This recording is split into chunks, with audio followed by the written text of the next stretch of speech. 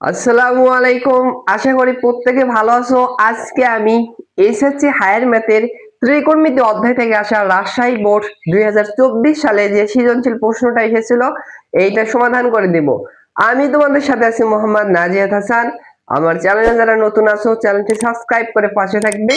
Description বক্সে আমার Facebook পেজের লিংক দেওয়া আছে, ওইখান থেকে জয়েন হতে পারো। তাহলে এই প্রশ্নটা সমাধান করে দেওয়া যাক। দেখো এই প্রশ্নের উদ্দীপকে a সমান সমান cot থিটা এবং b সমান সমান cosec থিটা দেয়া আছে। এর আলোকে আমাদের প্রশ্নগুলো সমাধান করতে হবে। ক নাম্বার প্রশ্নে বলছে 4 থিটা ইকুয়াল যদি পাই হলে a প্লাস b স্কয়ার এর মান কত নির্ণয় করতে বলছে। তাহলে ক নাম্বার প্রশ্নটা সমাধান করে দিয়ে যাক। দেখো প্রশ্নে বলছে 4 থিটা সমান সমান পাই এবং উদ্দীপকে a সমান সমান যেটা দেয়া আছে b সমান সমান যেটা দিয়েছে সেইটা লিখছি। আমাদের বের করতে কি বলছে? আমাদের বের করতে বলছে হচ্ছে এ পাশে লিখি। আমাদের বের করতে বলছে a প্লাস বি স্কয়ার এর মান কত? দেখো তো এর মান হচ্ছে cot থিটা প্লাস বির মান কত? বির মান হচ্ছে cosec থিটা। বির মান কিন্তু হচ্ছে cosec থিটা। যেহেতু বি স্কয়ার আছে তাহলে cosec এর পর স্কয়ার হবে। তাহলে এইখানে একটা জিনিস খেয়াল করে, এখানে আছে থিটা বাট এইখানে আছে 4 থিটা। আমাদের কিন্তু এখান থেকে থিটার মান বসাতে হবে এখানে। তাহলে থিটার মান কিভাবে পাবো? দেখো এর সাথে যে 4 আছে গুণ অবস্থায় এই পাশে পাঠালে কিন্তু ভাগ হবে। তাহলে আমরা কি পাইলাম? আমরা পাইলাম হচ্ছে থিটার মান পাই ডিভাইডেড 4, দ্যাট মিন্স 45 ডিগ্রি। এখানে বসে দেখো cot থিটার মান কত? পাই ডিভাইডেড 4 মানে 45 ডিগ্রি প্লাস এখানে হচ্ছে থিটার পরিবর্তে হচ্ছে 45 স্কয়ার আছে। আচ্ছা স্কয়ার আছে, স্কয়ার দিলাম, পাই ডিভাইডেড হচ্ছে 45, তাই তো? এবার আমাদের হচ্ছে cot 45 ডিগ্রির মান বসাতে হবে। মুখস্থ রাখবা cot বা tan 45 ডিগ্রির মান বা পাই ডিভাইডেড 2 এর মান হয়ে হচ্ছে 1 আর প্লাস হচ্ছে cosec 45 ডিগ্রির মান হচ্ছে √2 যেহেতু এরপর স্কয়ার আছে স্কয়ার দিলাম। তাহলে এখানে কত হয় দেখো 1 প্লাস এখানে হবে হচ্ছে 2, 1 প্লাস 2 দ্যাট মিন্স 3। সো এই প্রশ্নের অ্যানসারটা হচ্ছে 3। এটা হচ্ছে অ্যানসার। আশা করি বুঝতে পেরেছো। এবার খ নাম্বার প্রশ্নটা সমাধান করে দিয়ে যাক। দেখো খ নাম্বার প্রশ্নে বলছে a প্লাস বি ইকুয়াল যদি x হয় ওইখান থেকে আমাদের দেখাতে বলছে sec থিটা সমান সমান x square plus 1 divided x square minus 1। উদ্দীপকে a এবং b সমান সমান যেটা দেয়া আছে সেটা লিখেছি এবং প্রশ্নের মধ্যে যেটা বলছে a প্লাস বি ইকুয়াল হচ্ছে x দেয়া আছে। এইখান থেকে আমাদের sec থিটা সমান সমান সামথিং ওইটা প্রমাণ করে দেখাবো। তাহলে দেখো a এবং b এর মান যেটা দেয়া আছে সেটা বসিয়ে দিই। এর পরিবর্তে আমরা বসিয়ে দিতে পারবো হচ্ছে cot থিটা প্লাস হচ্ছে b এর পরিবর্তে বসিয়ে দিতে পারবো হচ্ছে cosec থিটা ইকুয়াল হচ্ছে কত? x। এবার একটা জিনিস খেয়াল করো, আমাদের কি লাগবে? sec। sec কার উল্টা? cos এর উল্টা। তার মানে দেখো আমরা যদি cos কোনোভাবে আনতে পারি সেটার উল্টাই কিন্তু হবে হচ্ছে sec। তাহলে একটা জিনিস খেয়াল করো, এখানে cos কার ভেতর আছে বলো তো? এই cot এর ভেতর কিন্তু cos আছে, তাই না? সেহেতু আমরা cot কে আমরা ভেঙে লিখতে পারবো হচ্ছে cos থিটা ডিভাইডেড হচ্ছে sin থিটা, তাই না বলো? এর হচ্ছে প্লাস। একটা জিনিস খেয়াল করে, এখানে সাইন আছে, ভগ্নাংশ টাইপ আছে। ভগ্নাংশ করার ক্ষেত্রে যদি হরে সেম জিনিস থাকে সেটা কিন্তু লসাগু করতে ইজি হয়, তাই না? তাই তো। তাহলে cosec এর ভেতর কিন্তু আবার সাইন পাওয়া যায়, সেহেতু আমরা cosec থিটাকে লিখতে পারবো 1 ডিভাইডেড sin থিটা ইকুয়াল হচ্ছে x দিয়ে আছে থাক। এখন বুঝছো কেন ভেঙে লিখলাম? এবার দেখো ভগ্নাংশ আকারে এসে যোগ বিয়োগ থাকলে যে কাজটি করতে হয় লসাগু করতে হয়। নিচে তো লসাগু করে নিচে হবে হচ্ছে sin থিটা আর উপরে কি হবে? cos থিটা প্লাস হচ্ছে 1 ইকুয়াল হচ্ছে x, তাই তো? এবার এখন ত্রিকোণমিতি হচ্ছে তুমি প্রমাণ ছাড়া যদি আগুতে যাও, সামনের দিকে যেতে যাও, তাহলে তুমি হচ্ছে টেকনাফ থেকে তেঁতুলিয়া চলে যাবে, তাও হচ্ছে এই ত্রিকোণমিতি থেকে একটা থেকে আরেকটা কনভার্ট করায় যাবে মানে শেষ হবে না, এই একটা অবস্থা। সেই জন্য প্রমাণের দিকে ধাবিত হও। দেখো প্রমাণে কিন্তু এক্স স্কয়ার আছে বাট আমাদের এইখানে কিন্তু এক্স আছে। আমাদের প্রমাণে ওইরকম মিলাতে গেলে কিন্তু এক্স স্কয়ার আনতে হবে। আর বাম পাশে যাই হোক আস্তে আস্তে ডান পাশে মিলাতে গেলে বাম পাশে মিলা যাবে। তো এক্স স্কয়ার যদি আনতে চাই এই পাশে স্কয়ার দিলাম, খালি এক পাশে স্কয়ার দিলে হবে না। ম্যাথের একটা সৌন্দর্য যে উভয় পাশে সমতা করার জন্য উভয় পাশে বর্গ করলাম, বুঝছো? তাহলে এইবার দেখো আমরা হচ্ছে বা এটাকে এভাবে লিখতে পারবো হচ্ছে একটু সাজিয়ে লিখলাম, 1 একটু প্রথমে লিখলাম, তারপর হচ্ছে cos থিটা লিখলাম। আমরা এরপর স্কয়ার দিতে পারবো, আবার নিচে দেখো আছে হচ্ছে sin থিটা, এরপরে আমরা sin স্কয়ার থিটা লিখতে পারবো ইকুয়াল হচ্ছে x স্কয়ার। এবার আমি হচ্ছে এই পাশে একটু লিখি, ওপরে যেটা আছে এটাই থাক, কিছুক্ষণ পরে এটার কাজ করবো। উপরে আছে হচ্ছে 1 + cos থিটা, এরপর হচ্ছে হোল স্কয়ার থাক। এবার তুমি খেয়াল করো, এখানে সাইন স্কয়ার আছে, ভালোভাবে খেয়াল করো তো। এখানে প্রমাণে বাম পক্ষ কি সাইন জাতীয় কিছু আছে? নাই। কি আছে? সেক। সেক কার উল্টা? কস। দ্যাট মিন্স আমরা সাইন স্কয়ারকে কস স্কয়ারে কনভার্ট করব কিভাবে? আমরা জানি sine square theta plus cos square theta সমান সমান 1। ওইখান থেকে সাইন স্কয়ার থিটা সমান সমান লিখতে পারবো 1 - cos স্কয়ার থিটা। আমি এর ফর্মুলাটা এই পাশে লিখলাম না, তোর পরীক্ষা একটু লিখবা। আর এই পাশে আছে এক্স স্কয়ার আছে থাক। এবার একটা জিনিস খেয়াল করো, এখানে অনের পর আমরা স্কয়ার দিতেই পারি তো, তাহলে দেখো square minus B square formula পড়ে যাবে, আর উপরে যেটা আছে ওইটাই থাক। 1 প্লাস হচ্ছে cos থিটা, এরপর আছে হোল স্কয়ার দিলাম, আর এইখান থেকে স্কয়ার মাইনাস বি স্কয়ার, এটাকে এ ধরো এটাকে বি ধরো, তাহলে a plus B into a minus B, a plus B into a minus B, আর ইকুয়াল হচ্ছে এক্স স্কয়ার। তাই তো। এবার একটা জিনিস খেয়াল করো, আমি একটু লাল কলমটা নেই।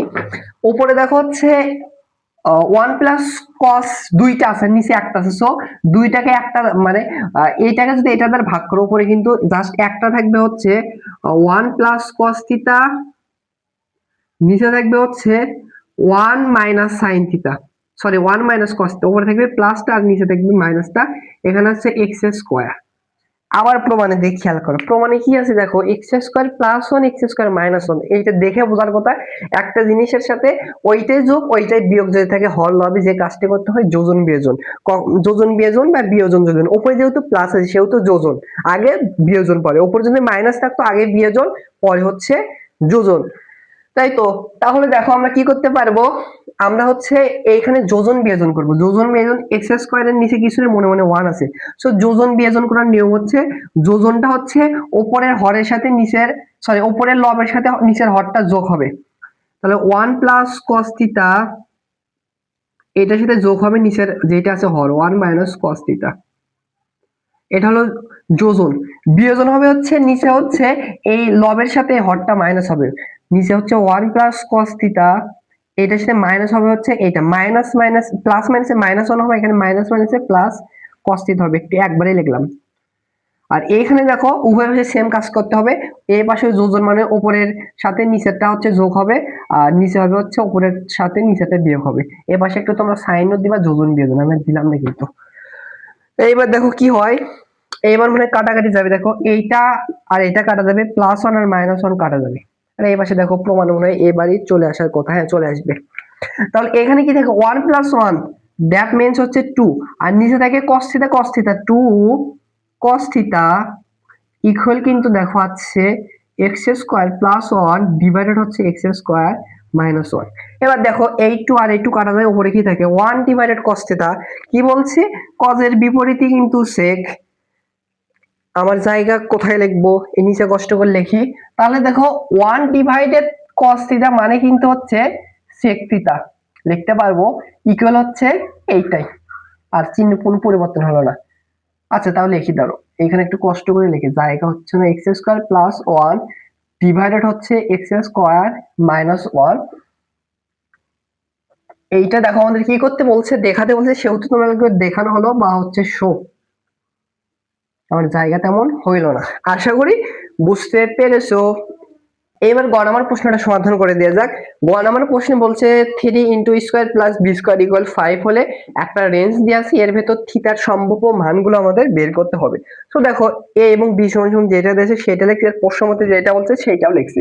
একটা কাজ করতে পারে, দেখো 3 আছে গুণ অবস্থানে এই পাশে পাঠিয়ে দিতে, তাহলে একটু সুবিধা হবে।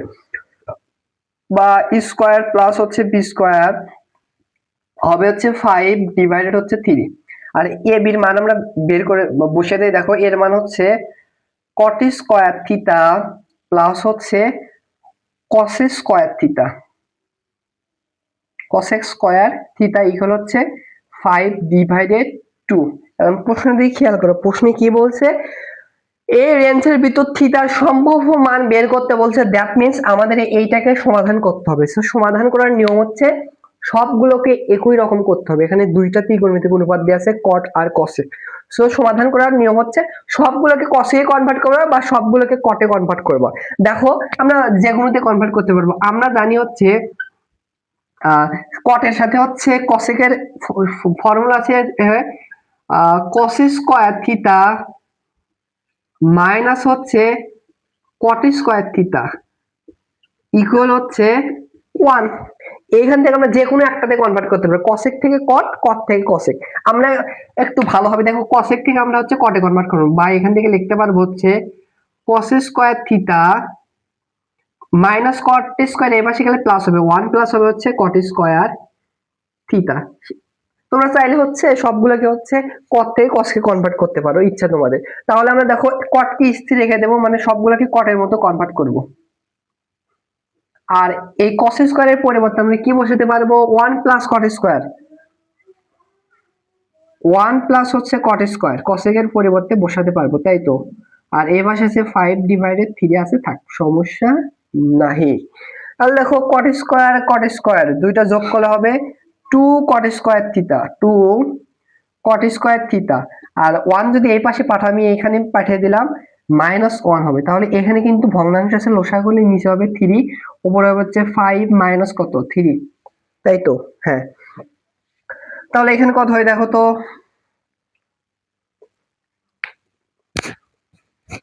তাহলে দেখো এখানে কত হয়, এখানে 3 মাইনাস হচ্ছে 5 মাইনাস 3, দ্যাট মিন্স 2। এই 2 আর এই 2 কিন্তু কাটা যাবে, এটা এ পাশে আসলে ডিভাইডেড হবে, একবারে নিলাম।